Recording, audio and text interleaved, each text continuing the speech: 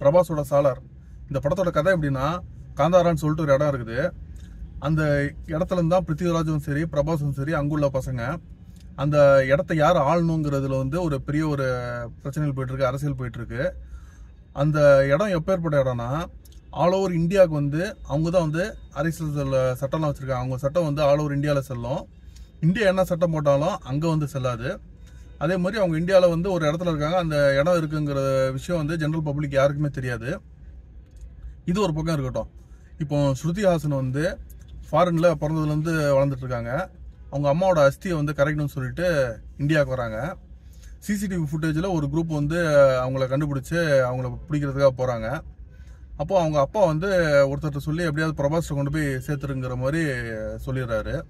அவரும் கொண்டு ஸ்ருதி ஹாசனை பிரபாஸ் விட்டுறாரு. அப்போ தான் ஸ்ருதி ஹாசனோட உயிருக்கு எந்த ஆபத்தும் இருக்காது, அவள் உயிரோட இருப்பாங்கிற ஒரு விஷயத்தினால. அதுக்கப்புறம் பிரபாஸ் எப்படின்னா, அவர் ரொம்ப ஒரு ரவுடிசம் வயலண்டான ஆள். பட் அவங்க அம்மாவோட வார்த்தை கட்டுப்பட்டு எந்த ஒரு ஃபைட்டு எந்த ஒரு வயலன்ஸுக்கும் போகாமல் இருப்பார். அதுக்கப்புறம் இன்டர்வல் பிளாக்ல பாஷா படத்தில் வர மாதிரி ஸ்ருதி ஹாசனுக்கு ஒரு பிரச்சனை வரும்போது அவங்க அம்மா அந்த சத்தியத்தை வாபஸ் வாங்கிட்டு ஃபைட் பண்ண சொல்லுவாங்க. அப்புறம் தோனி 6 அடிக்கிற மாதிரி ஒவ்வொரு ரவுடிஸாக இங்கே 6 அங்கே 4ன்னு சொல்லிட்டு ஸ்டேடியம்ல எல்லாம் சைடில் அடிக்கிற மாதிரி அடித்து தூக்கி போட்டுருவாரு.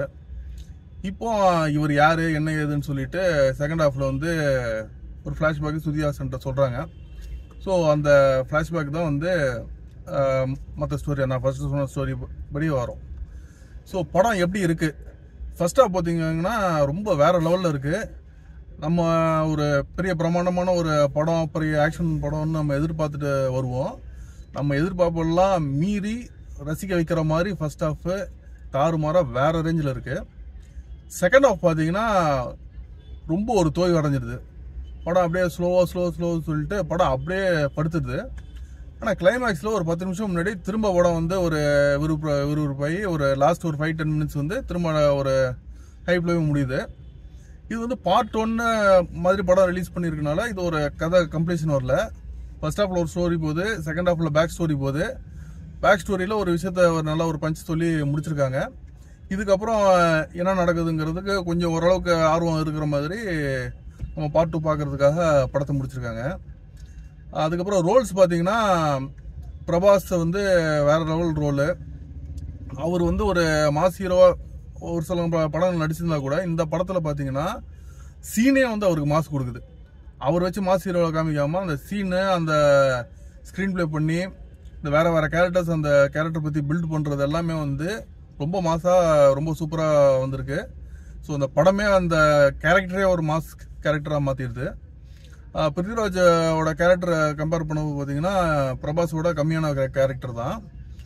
அதே டைம் ஒரு பவர்னு பார்த்தீங்கன்னா இந்த பிருத்திவிராஜ் வர்சஸ் பிரபாஸுங்கிற மாதிரி ஒரு விஷயத்த ஆரம்பிக்கிறாங்க. அவங்க என்னதான் ஆரம்பித்தாலும் படத்துக்குள்ளேயே பிரபாஸ் ரொம்ப பவர்ஃபுல்லான கேரக்டர், பிருத்திவிராஜால் பக்கத்துலேயே வர முடியாதுங்கிற மாதிரி தான் காமிச்சிட்டு வராங்க.